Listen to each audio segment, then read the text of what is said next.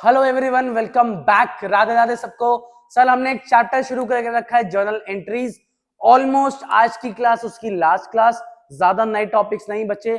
आज आपको कुछ स्पेशल एंट्रीज सिखाऊंगा। 7-8 स्पेशल एंट्रीज रहने वाली हैं। इसमें थोड़ा समझाने में टाइम लगेगा। आज की क्लास सबसे मुश्किल क्लास है जर्नल एंट्रीज की। क्यों? क्योंकि इसके अंदर 8 या 9 एंट्रीज आपको मैं सिखाऊंगा। उनमें से 3-4 एंट्रीज आपको समझने में, याद करने में, रिटेन करने में बड़ी प्रॉब्लम होने वाली है। तो बेटर ये कॉपी में नोट्स अच्छे से बनाना। जिन एंट्रीज को मुश्किल बोला जाता है वो सिर्फ प्रैक्टिस से ही याद हो पाएंगी। मतलब जब भी आपका पेपर आए अपने नोट्स पढ़ के जाना, आपको आराम से सब कुछ याद हो जाएगा। तो बेटर इसके बाद हो सकता है 1-2 क्लास जर्नल एंट्री की हो, प्रैक्टिस क्या क्वेश्चन क्लास हो सकता है ना हो, क्योंकि मैंने पूरा चैप्टर केसेस फॉर्म में आपको खत्म करा दिया। आप जिस बुक से प्रैक्टिस करना चाहते हो कर सकते हो, आपको मेजर दिक्कत कहीं भी नहीं आएगी। 1-2 पॉइंट्स देखो हर क्वेश्चन में आ सकते हैं। मैं सारे क्वेश्चन के पॉइंट्स रिटेन करके कवर नहीं कर सकता, but most of the points आप 90% चैप्टर ऐसे ही सॉल्व कर जाओगे बिना किसी दिक्कत के। तो 1-2 क्लास और आएंगी जर्नल की, नहीं आएंगे बात की बात है। फिलहाल इस क्लास को स्टार्ट करते हैं। कॉपी में फटाफट से हेडिंग डालो भाई, स्पेशल एंट्रीज। कॉपी में फटाफट से हेडिंग डालो, स्पेशल एंट्रीज। इसके अंदर लिखो इसके अंदर point number 1 depreciation. Point number 1 depreciation लिखा भाई।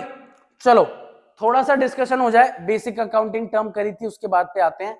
सर डेप्रीसिएशन शब्द का मतलब क्या होता है? सर इसका मतलब होता है डिक्रीज या reduction in the value of assets. आपके एसेट्स की वैल्यू वक्त के साथ साथ, यूज करने के साथ साथ, एक्सीडेंटल वजह से, ऑब्सोलिसेंस बोले तो टेक्नोलॉजिकल चेंज की वजह से आपके एसेट्स की वैल्यू कम हो सकती है। इसको हम कहते हैं डेप्रीसिएशन। तो सर मेरी बात सुनो, आपके एसेट की अगर वैल्यू कम होती है, इसका मतलब आपके लिए वो चीज नुकसान है। नुकसान बढ़ता है तो डेबिट।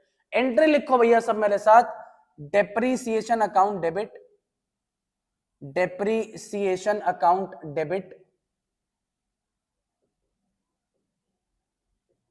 आगे सर दूसरा इफेक्ट क्या आएगा? सर अभी अभी आपने बोला एसेट की वैल्यू कम। सर एसेट कम होता है तो क्रेडिट। लिखो टू एसेट्स। एंट्री में लिखो depreciation account debit to assets. लिखा। सर एक एग्जांपल भी लिख लो कॉपी में। एंट्री के साथ साथ एक एग्जांपल हो जाए तो मजा आ जाए। लिखो कॉपी में, depreciation charged on furniture.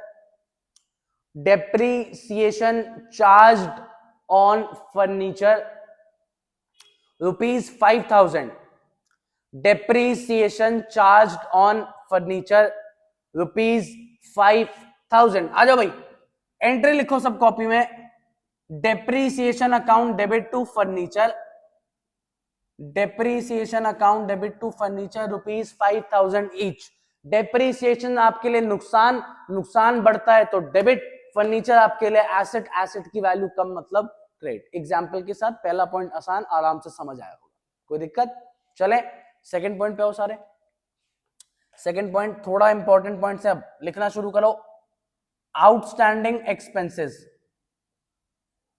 Outstanding expenses. Point number 2 outstanding expenses. अब थोड़ा फोकस यहां बना के रखना, थोड़ा इंपॉर्टेंट है तो प्लीज ध्यान से सुनना। सबसे पहली बात, एक कॉन्सेप्ट सिखाना चाहूंगा अगले 4 पॉइंटर्स के लिए, उस कॉन्सेप्ट पे थोड़ा सा ध्यान देना। सबका ध्यान यहाँ। सर अकाउंट्स में फॉलो होता है एक accrual concept. Sir accrual concept का मतलब समझाओ थोड़ा सा। एक्रूअल कॉन्सेप्ट नाम मुश्किल है याद करना, हो जाएगा, छोड़ो, मतलब समझ लो। एक्रूअल कॉन्सेप्ट क्या कहता है? ये 2 बातें कहता है, दोनों बातों पे मेरे साथ बने रहना। पहले एक एग्जांपल सीखते हैं। भैया मेरी मम्मी ने मुझे 1,00,000 दिए। मम्मी ने कहा 1,00,000 रुपए ले जा बेटा, जो शॉपिंग करनी है कर, तेरे से मैं बहुत खुश हूं, तेरे बहुत अच्छे नंबर आए, पकड़ 1,00,000 रुपए शॉपिंग कर। होता नहीं है ऐसा, ऐसे तो भैया 1,000-2,000 भी मिलने मुश्किल हो जाते हैं, बट कोई नहीं, मम्मी ने 1,00,000 दिए, मैं शॉपिंग करने निकल गया। भैया मैं पहुंचा एक दुकान पे, मैंने दुकान में बहुत सारा सामान खरीदा। सामान खरीदते खरीदते मैंने बिल नोटिस नहीं किया, एक्चुअल बिल बन के आ गया 1,20,000 रुपए का। अब ध्यान से मेरी बात सुनना। अंकल मेरे जान पहचान के थे, तो मैंने अंकल को बोला अंकल सुनो, सामान तो मेरे को सारा लेना है क्योंकि मेरे को पसंद सब कुछ आया, लूंगा सारा। 1 लाख रुपए तो आप कैश ले लो जो मैं मम्मी से लेके आया। 1 लाख रुपए मैंने कैश में पे कर दिए। मैं कहा 1 लाख तो रख लो, जो 20,000 रुपए बाकी हैं उसको आप आउटस्टैंडिंग मानो। आउटस्टैंडिंग मतलब ड्यू बट नॉट पेड, मुझे पैसा चुका देना चाहिए, अभी चुकाया नहीं है, आपको 2-4 दिन में मैं मम्मी से पैसा लाके आपको दे दूंगा। भाई अंकल जान पहचान वाले होते हैं, दुकान जान पहचान वाली होती है, ये सब चीजें चलती हैं कि कुछ पैसा दे दिया, कुछ उधार पे आ गया कि अंकल बाद में ही पैसा देता हूँ। आराम से मेरी कहानी में बने रहो। मम्मी ने 1 लाख रुपए दिए, मैं 1,20,000 का सामान खरीद लिया, 1 लाख अंकल को दे दिए, 20 अभी देने बाकी है। लास्ट सवाल, जब तुम वापस से घर पे आए, मेरा सिंपल सवाल, घर पे आके मम्मी को क्या बताओगे? खर्चा कितना हुआ, 1 लाख या 1,20,000? पहले तुम लोग आंसर सोचो। मम्मी को घर आके क्या बताया जाएगा? खर्चा 1 लाख हुआ कि 1,20 हुआ? करेक्ट आंसर सर, मम्मी को बताया जाएगा खर्चा 1,20 हुआ। अब जो बच्चे 1 लाख सोच रहे थे उनको एक चीज बतानी, ध्यान से सुनना। तुमने सिर्फ ये नोट किया कि हमने 1 लाख रुपए दे दिए, बट ये भी समझो ना 20,000 भी तो देने पड़ेंगे। अभी आज की डेट में नहीं दिए, कल परसों तरसों 3 दिन बाद 4 दिन बाद देना तो पड़ेगा। तो ध्यान से सुनो भैया, अक्रूवल कॉन्सेप्ट कहता है you have to show each and every expense whether paid in cash और नॉट। जो खर्चा आपने कैश में पे कर दिया वो तो दिखाना ही है, जो नहीं किया आपको वो भी अकाउंट्स में दिखाना पड़ेगा। मतलब आपको सारे खर्चे दिखाने हैं वेदर पेड इन कैश और नॉट। तो ये एक्रूवल कंसेप्ट की पहली बात है। इनकम्स के लिए भी सेम ही बात है। अगर कोई इनकम है जो आपको मिलनी चाहिए पर अभी तक मिली नहीं है, इसको हम एक्रूड इनकम कहते हैं। सेम बात, कोई इनकम जो आपको मिल गई है कैश में, आप वो भी दिखाओ, जो नहीं मिली है पर मिल जानी चाहिए थी आप वो भी दिखाओ। तो पहला काम simple, any expense which is paid in cash और नॉट, आपको दोनों अकाउंट्स में दिखाने। ये एक्रूवल कंसेप्ट की पहली बात। दूसरी बात, एक्रूवल कंसेप्ट कहता है भैया देखो, प्रेजेंट में जीना सीखो। पास्ट मतलब प्रीवियस ईयर, पिछले साल से तुम्हें कोई मतलब नहीं रखना, सिर्फ करंट ईयर से मतलब रखना। और फ्यूचर ईयर से भी तुम्हें कोई मतलब नहीं रखना, तुम्हें सिर्फ करंट ईयर से मतलब रखना। तो पास्ट, ध्यान से सुनो, पास्ट और फ्यूचर दोनों की टेंशन छोड़ो, आज में प्रेजेंट में जियो। अकाउंट्स का एक्रूवल कॉन्सेप्ट भी ये कहता है पिछले साल गया भाड़ में, अगला साल गया भाड़ में, आपको सिर्फ करंट ईयर की चीजों को शो करना है अकाउंट्स में, सिर्फ करंट ईयर पे फोकस करना है। ये 2 बातें याद रखना। अगले 4 पॉइंट्स इसी में आएंगे। अगर आपको अगले 4 पॉइंट्स का लॉजिक ढंग से सीखना है, देखो रट्टा कोई भी मार सकता है, मैं 4 पॉइंट्स लिखवा दूंगा पेपर से पहले, आप रट्टा मार लोगे। रटना अलग चीज है, सामने वाला पूछे आप उसको एक्सप्लेन कर पाओ, वो नॉलेज अलग चीज है। ठीक है बॉस? तो आओ टॉपिक पॉइंट, आउटस्टैंडिंग एक्सपेंसेस। ध्यान से एक एक करके मेरी बात सुनो। पहला, आउटस्टैंडिंग शब्द का मतलब ड्यू बट नॉट पेड। आपको पैसा चुका देना चाहिए था पर आपने चुकाया नहीं अभी तक, तो सर पे एक बर्डन है, एक बोझ है। मतलब आउटस्टैंडिंग एक्सपेंसेस लाइबिलिटी है, लाइबिलिटी बढ़ती है तो क्रेडिट करते हैं सर। तो लिखो एक एंट्री, क्रेडिट में लिखो पहले to outstanding expenses, to outstanding expenses. एक चीज समझ आई? दूसरी बात ध्यान से सुनना। अभी अभी तुमने क्या सीखा भैया? खर्चा चाहे कैश में किया हो, चाहे खर्चा आपने उधार पे अभी पैसा ना चुकाया हो, आपको अकाउंट्स में दोनों खर्चे दिखाने हैं, वेदर पेड इन कैश और नॉट। मतलब ये 20,000 का खर्चा भी आपको दिखाना है। तो भैया खर्चा तुमने कर दिया, पैसा आज दो, कल दो, परसों दो, खर्चा तो तुम्हारे लिए खर्चा ही रहने वाला है। खर्चा बढ़ता है तो डेबिट। एंट्री में लिखो एक्सपेंसेस अकाउंट डेबिट। आपकी पूरी एंट्री बनी expenses account debit to outstanding expenses. देखो सुनो, फोकस। एंट्रीज आसान नहीं है, समझना आसान नहीं है, रिटेन करना तो और मुश्किल है, तो मैं पहले ही बता दिया। बट टॉपिक छोड़ नहीं सकते, तो एक बार वापस से आओ। आउटस्टैंडिंग एक्सपेंसेस का मतलब वो खर्चा जो तुम्हें चुका देना चाहिए पर चुकाया नहीं है। तो भैया ये लाइबिलिटी है, क्योंकि फ्यूचर में पैसा चुकाना पड़ेगा, लाइबिलिटी बढ़ती है तो क्रेडिट टू आउटस्टैंडिंग एक्सपेंसेस। दूसरी बात, आपने अभी बताया आपको सारे तरीके के खर्चे अकाउंट्स में दिखाने हैं, मतलब जो पैसा नहीं चुकाया वो भी तो खर्चा है ना, आज दो कल दो परसा दो, खर्चा तो खर्चा रहेगा, खर्चा बढ़ेगा तो debit, entry expenses account debit to outstanding expenses. इसको समझाने के लिए प्लीज एक एग्जांपल लिखो कॉपी में, लिखो सारे। Outstanding salaries rupees 5000, outstanding salaries rupees 5000, entry लिखो सारे। Salary account debit, salary account debit to outstanding salary. बस जहां जहां एक्सपेंसेस शब्द था वहां मैंने सैलरी को रिप्लेस किया, सैलरी आउटस्टैंडिंग है मतलब पैसा चुकाना पड़ेगा, लाइबिलिटी, लाइबिलिटी बढ़ती है तो क्रेडिट, साथ साथ आज कल परसों कभी चुकाओ, खर्चा तो खर्चा है, खर्चा मतलब सैलरी अकाउंट डेबिट। बताओ भाई कोई डाउट? टॉपिक मुश्किल है, इसको पिछले टॉपिक जैसा आसान समझ के मत सोचना कि यार भैया ये तो थोड़ा समझ सा नहीं आ रहा, समझ तुम्हें आ रहा है, रिटेन करना मुश्किल हो रहा है, इस चीज को समझना। चलो एक तीसरा पॉइंट लिखो मेरे साथ साथ, लिखो पॉइंट नंबर 3 कॉपी में, accrued income. Point number 3, accrued income, accrued income. आओ भाई सारे इधर।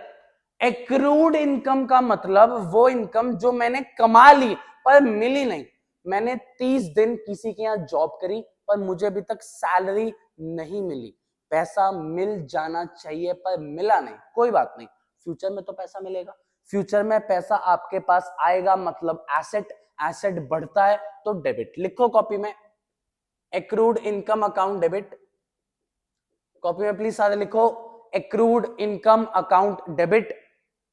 अब सुनो sir, income received in cash और नॉट, अगर वो इनकम करंट ईयर को बिलोंग करती है आपको वो इनकम इस साल में दिखानी पड़ेगी। मैंने कमा लिया पर मिला नहीं, कमा लिया का मतलब इसी साल की इनकम है, इनकम आज मिले कल मिले परसों मिले, इनकम आपके लिए इनकम ही रहेगी, इनकम बढ़ती है तो क्रेडिट। प्लीज लिखो टू में, टू इनकम। जो आपने आउटस्टैंडिंग वाला कॉन्सेप्ट लगाया, सेम कॉन्सेप्ट जस्ट ऑपोजिट, क्यों? वो लाइबिलिटी कॉन्सेप्ट के साथ था, ये आपका एसेट कॉन्सेप्ट के साथ है, वो एक्सपेंसेस कॉन्सेप्ट के साथ था, ये आपका इनकम कॉन्सेप्ट के साथ है। एक एग्जांपल लिखो सारे, एग्जांपल लिखो, accrued interest, accrued interest rupees 10,000, accrued interest rupees 10,000, 10,000 का कोई इंटरेस्ट मुझे मिल जाना चाहिए पर मिला नहीं, मतलब एसेट, तो लिखो भाई entry, accrued interest account debit to interest.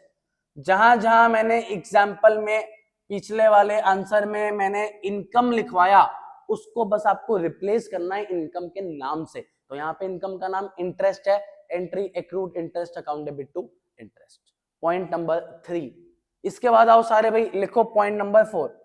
देखो पॉइंटर्स मुश्किल हैं, अभी अग्री करूंगा आपसे, हमेशा अग्री करूंगा इस चीजों पे, क्योंकि जो आसान होता है ना, बैड डेट्स पिछली क्लास में किया, एक एक बारी में चीजें क्लिक हुई, ज्यादा दिक्कत नहीं आई, इसमें क्लिक करने में दिक्कत आएगी, कॉन्सेप्ट याद करने में दिक्कत आएगी, एंट्री में दिक्कत आएगी, तो बेटर ऑप्शन है आपने पूरा चैप्टर, ये आपकी मेरे ख्याल से 8वीं 7वीं 8वीं 9वीं कुछ क्लास है ना, आपने पूरा चैप्टर अच्छे से किया, आपने टीडी सीडी को भी टैकल किया, तो यार तुम बॉस बढ़िया बन चुके हो, अब तुम्हें एक अच्छा खासा नॉलेजेबल पर्सन हो तुम, तो तुम्हें ये भी करना पड़ेगा, नंबर लाने हैं, करना पड़ेगा, छोड़ नहीं सकते, तो बेटर ऑप्शन पुराना सब पूरे थ्रू आउट द ईयर याद रखो, ऐसे टॉपिक्स आए उसके नोट्स बनाओ, पेपर से पहले तुम्हारा यूनिट टेस्ट है, हाफ ईयरली है, प्री एनुअल्स हैं, जो भी है या फाइनल एग्जाम्स है, उससे पहले इसको रिवाइज करो, ताकि 2 दिन पहले याद किया रिटेन रहा, 2 दिन बाद भूल जाओ भाई, कोई बात नहीं, ज्यादा नहीं याद रख पा रहे, ऐसे टॉपिक्स 2-3 दिन भी पेपर तक याद हो जाए, बहुत बढ़िया बात, समझ आया?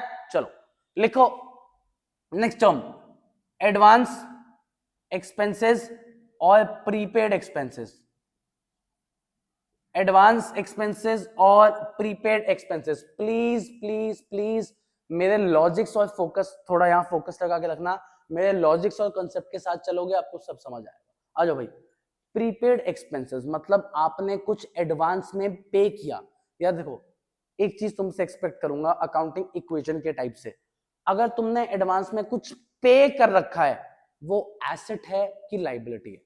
आंसर सर एसेट है। अब जिन जिन का आंसर आया मेरे साथ तुम स्ट्रांगली बॉन्ड बना के बैठे हो लास्ट ऑलमोस्ट 2 हफ्तों से, लेकिन अगर जिनका आंसर नहीं आया भैया प्लीज समझो, प्रीपेड एक्सपेंस मतलब आपने किसी को पहले से कुछ पैसा एडवांस में दे दिया, उसने वो काम नहीं किया अभी तक और तुम पैसा पहले ही दे चुके हो। एग्जाम्पल, 1 से लेके 30 तारीख मैं ये जगह रेंट पे लेता हूं, बट मैंने 1 तारीख को ही रेंट पे कर दिया इन एडवांस। अब सुनो भैया एसेट कैसा हुआ? पहला, ये जगह 1 महीने के लिए मेरे को मिल गई, मैं इसको यूज करके पैसा कमाऊंगा, मतलब मेरे लिए एसेट। दूसरा, कल को मकान मालिक मेरे को 2-3 तारीख को निकाल दे, कह रहा है नहीं जी रौनक जी हमने जगह बेच दी, तो मैं क्या बोलूंगा? कोई बात नहीं, मेरा पैसा जो मैंने आपको दिया वो पैसा मुझे लौटा दो। तो एक पॉसिबल, एक प्रोबेबिलिटी परसेंटेज चांस है कि आपका पैसा आपको वापस मिल सकता है।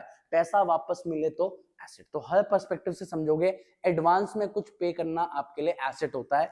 एसेट बढ़ता है तो डेबिट। प्लीज कॉपी में लिखो, प्रीपेड या advance expense account debit, prepaid या एडवांस एक्सपेंस अकाउंट डेबिट।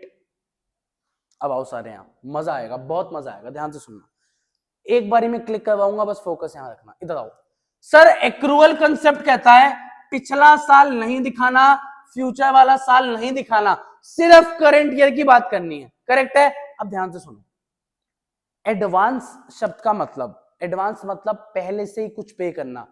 क्या एडवांस करंट ईयर के लिए होता है? सोच के बताओ। एडवांस मतलब प्रीपेड मतलब पहले से कुछ खर्चा करना। नहीं सर, एडवांस करंट के लिए नहीं, एडवांस फ्यूचर के लिए होता है। आप एडवांस कुछ भी पे करते हो वो फ्यूचर पर्सपेक्टिव से होता है, करंट मंथ करंट ईयर को बिलोंग नहीं करता। यार एक्रूअल कहता है फ्यूचर को तो दिखाना ही नहीं है, दिखाना नहीं है मतलब हटाना है, हटाना है मतलब कम करना है। एक्सपेंसेस को अगर कम किया जाए, गोल्डन रूल के हिसाब से एक्सपेंसेस क्या हो जाते हैं? क्रेडिट हो जाते हैं। अब देखो यार, मुश्किल है क्लास, सबसे मुश्किल क्लास ये है जर्नल की। इसके बाद अगली ना 10 क्लासेस बता देता हूं, तुम जो भी चैप्टर करोगे, ledger, trial balance, subsidiary book, cash book, तुम्हें कुछ मुश्किल नहीं लगेगा। ये क्लास मुश्किल है। तो यार अगर टोटल 30 क्लासेस में से 2 या 3 क्लास मुश्किल आती हैं, इतना तो करना पड़ेगा यार। सब एकदम बटर की तरह, प्याज से मक्खन की तरह निकल जाए, ऐसा नहीं हो सकता। तो एक बार मेरे साथ बने रहो, वापस से आओ, एग्जाम्पल के साथ समझाता हूं। मैंने 1 लाख रुपए की सैलरी पे करी, ध्यान से सुनो, मैंने 1 लाख रुपए की सैलरी पे करी, जिसमें से 10,000 रुपए एडवांस है for next year. 1 lakh salary पे करी, 10,000 एडवांस है नेक्स्ट ईयर। सुनो आराम से, एडवांस मतलब फ्यूचर ईयर के लिए। अगर मैं तुमसे पूछूं, तुमने किसी को 1 लाख रुपए दिए जिसमें से 10,000 अगले साल के लिए है, इस साल के लिए कितने पे किए? भैया आप बोलोगे 1 लाख में से 10 को हटाओ, कितने बचे? 90। यही बोलोगे तो यही इस पे आओ ना, एडवांस पे करना एसेट, एसेट बढ़ता है तो डेबिट। साथ साथ तुमने बोला 1 लाख में से इस 10 को हटा दो, तभी तो 90 बचेगा करंट ईयर का खर्चा, क्योंकि फ्यूचर को तो दिखाना नहीं है। अगर आपको 10,000 का खर्चा हटाना है, हटाना मतलब कम करना, एक्सपेंसेस कम होते हैं तो क्रेडिट। एग्जाम्पल लिखो सारे। एग्जाम्पल, प्रीपेड या एडवांस रेंट, प्रीपेड या एडवांस रेंट ₹5,000, प्रीपेड या एडवांस रेंट ₹5,000। लिखो एंट्री सारे। प्रीपेड या advance rent account debit to rent, prepaid या advance rent account debit to rent 5,000 each. सिर्फ एक्सपेंसेस को ऑल्टर किया, एक्सपेंसेस का नाम डाला। चले भाई आगे। सर मुश्किल क्लास, मुश्किल क्लास, कितने पॉइंट और? सर 2-3 पॉइंट और, प्लीज बने रहो, प्लीज बने रहो। क्लास मुश्किल है, स्किप नहीं कर सकते। अगर स्किप करोगे एवरेज बच्चों की तरह रह जाओगे। एवरेज से ऊपर निकलना है, टॉपर्स में आना है, टॉप क्लास में आना है, करना पड़ेगा। आ जाओ भाई, पॉइंट नंबर 5, चलो लिखो सारे। एडवांस या प्रीपेड इनकम्स। सर इससे वाला पहला पॉइंट तो आपने एक्सपेंसेस के ऊपर बोला था, ये इनकम्स के ऊपर है, इतना डिफरेंस है। तो आओ सुनेंगे यार, सारे ध्यान से सुनना। इधर एडवांस में इनकम मिलना एसेट की लाइबिलिटी। अब जिनका आंसर आया वेल एंड गुड, जिनका नहीं आया सुनो, आंसर है लाइबिलिटी। कैसे? समझो, मेरे पास मान लो 10 बच्चे हैं, 10 बच्चों ने फर्स्ट को 1 तारीख को मेरे को फीस एडवांस में दे दी। अब मेरे सर पे एक बर्डन, एक बोझ है कि इस पूरा महीना इनको पढ़ाना पड़ेगा, या फिर नहीं पढ़ा पाया तो पैसा लौटाना पड़ेगा। मतलब मेरे लिए लायबिलिटी क्रिएट हो चुकी है। लायबिलिटी बढ़ती है तो सर क्रेडिट करते हैं, तो सब लिखो टू एडवांस या प्रीपेड इनकम, टू एडवांस या प्रीपेड इनकम, टू एडवांस या प्रीपेड इनकम। आओ भाई एग्जांपल सीधा तुम बताओगे यार, मेरे को टोटल 10 लाख रुपए मिले फीस में, ऐसे इतना अमीर में होता तो बात ही क्या थी। हाँ भाई, टोटल मेरे को 10 लाख रुपए मिले फीस में, जिसमें से 2 लाख बिलोंग करते हैं नेक्स्ट ईयर के। एडवांस है, एडवांस आज के लिए तो होता नहीं, एडवांस फ्यूचर के लिए होता है। तो एक चीज बताओ, 10 लाख में से 2 लाख अगले साल के हैं।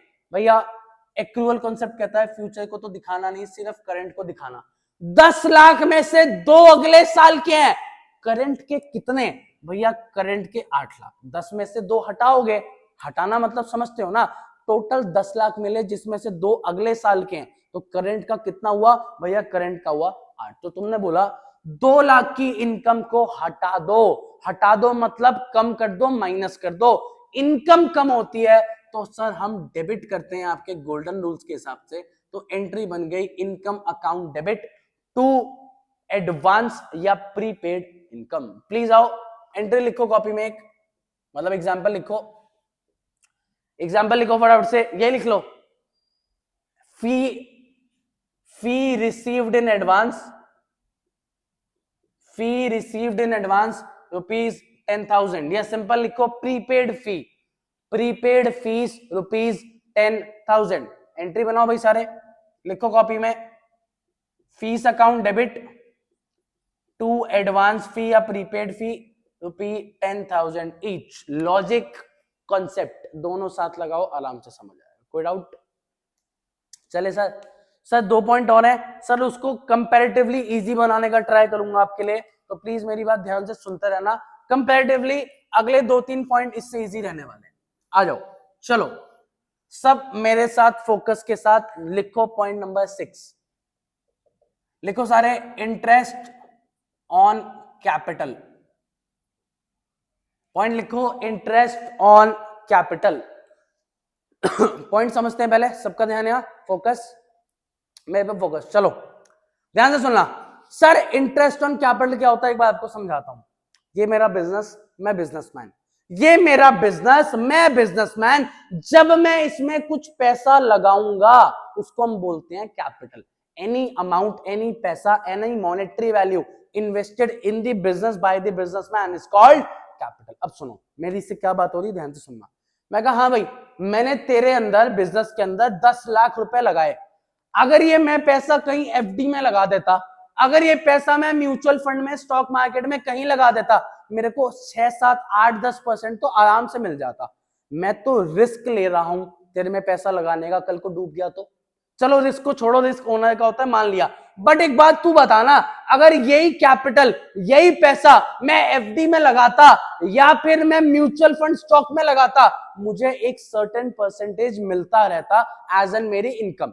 तो इसने बोला क्या हो गया, बिजनेस क्या कह रहा है, क्या हो गया, मैं दे देता हूं आपको, आपने जो पैसा लगाया उस पे मैं आपको ब्याज दूंगा। सर इसी को हम कहते हैं इंटरेस्ट ऑन कैपिटल। मैंने जो धंधे में पैसा लगाया वो कैपिटल, बदले में बिजनेस जो मुझे इंटरेस्ट देगा, इसको हम क्या बोलते हैं, इंटरेस्ट ऑन कैपिटल। अब सुनो sir interest on capital business आपको दे रहा है, मतलब बिजनेस के लिए एक्सपेंस हुआ, अकाउंट्स तो बिजनेस के हिसाब से बनते हैं। आओ भाई, बिजनेस के लिए एक्सपेंस हुआ, एक्सपेंस बढ़ता है तो डेबिट, तो लिखो सारे interest on capital account debit, interest on capital account debit.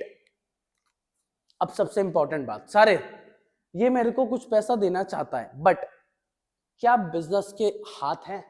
नहीं है। क्या पैर हैं? नहीं है। तो साला पैसा देगा कैसे? भाई सबसे इंपॉर्टेंट बात, मेरे हाथ पैर तो हैं, वो पैसा देगा मैं ले लूंगा, बट क्या उसके हाथ पैर हैं? नहीं है।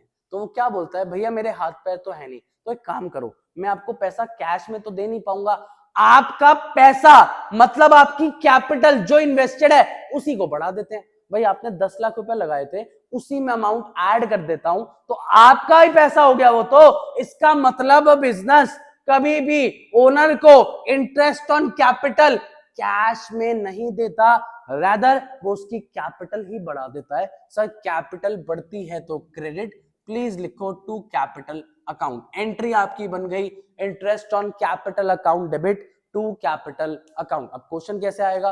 क्वेश्चन बोलेगा देखो जी 10 लाख की कैपिटल है, इस पे 10% का इंटरेस्ट ऑन कैपिटल दे दो, आपको 10/100 निकालना है, अमाउंट आएगा 1 लाख ईच। एंट्री सेम रहेगी, चिपका देना 1 lakh each. Entry interest on capital account debit to capital. Logic sir ब्याज बिजनेसमैन को देगा, इसके लिए खर्चा, खर्चा बढ़ेगा तो डेबिट, साथ साथ मेरे को पैसा मिल रहा है, मेरा पैसा मतलब कैपिटल बढ़ेगी, कैपिटल बढ़ेगी तो क्रेडिट।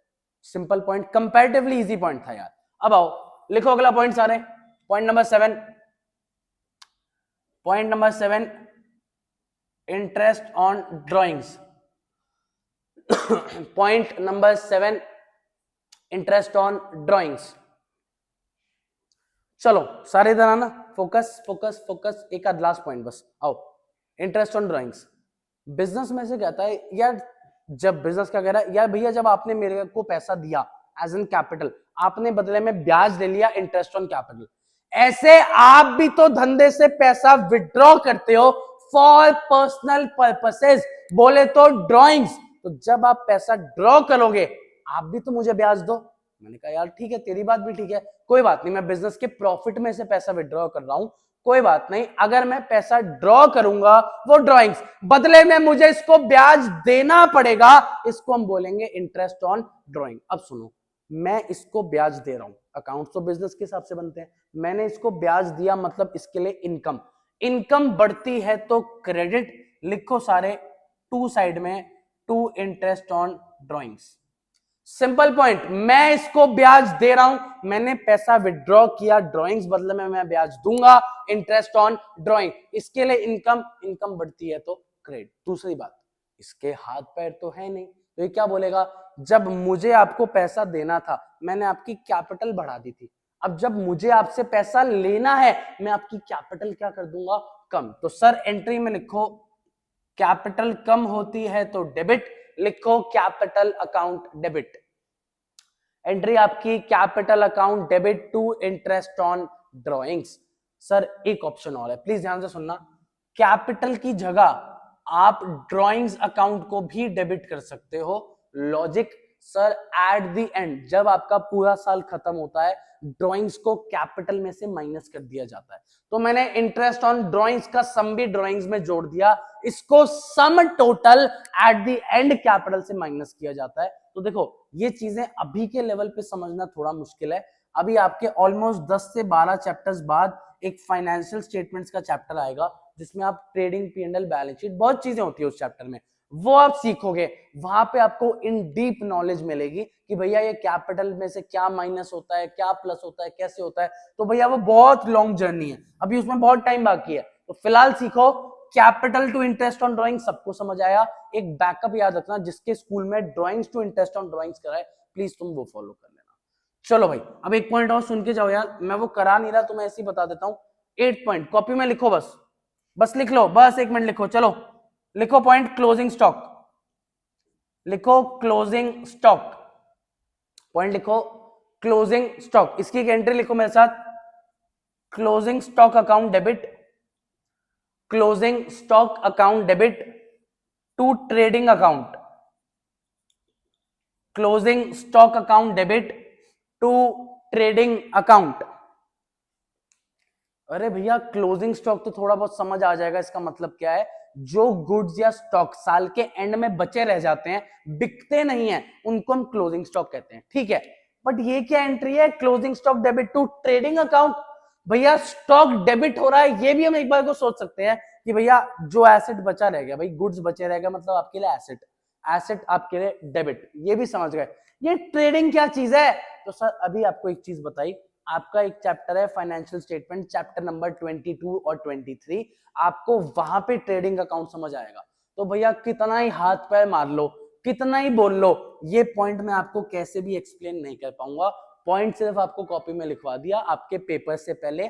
आप ये पॉइंट एक बार रट के जाओगे, अगर आया closing stock, entry closing stock to trading account. बाकी सारे पॉइंटर्स का लॉजिक आपको दिया है। ये क्लास मुश्किल है, सजेशन है आपके लिए, इस क्लास को अपने एग्जाम से पहले एक बार और देखना। बाकी 5-6 क्लासेस 7 क्लासेस आपको समझ आई अच्छे से, उनके सिर्फ नोट्स पढ़ना, जिसमें दिक्कत आए उसकी वीडियो देखना, बट ये क्लास की वीडियो प्लीज एक और बार पेपर से पहले देख के जाना। इसके बाद 1-2 क्लास और जर्नल एंट्री की आएगी, नहीं आएगी वक्त बताएगा, क्योंकि ऑलमोस्ट चैप्टर पूरा खत्म। मेरे को लगेगा मेरे को 1-2 क्वेश्चन प्रैक्टिस कराने हैं तो मैं कराऊंगा, नहीं तो नेक्स्ट चैप्टर की तरफ चलूंगा। ठीक है जी, thank you very much, see you in the next class. Radhe Radhe.